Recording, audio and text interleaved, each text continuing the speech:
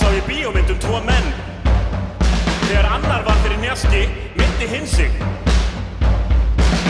Þar með gátu þau framið sín afsalsköft án afleiðinga fyrir sjálfa sig. Það var hinn sem upplifði sársaukann.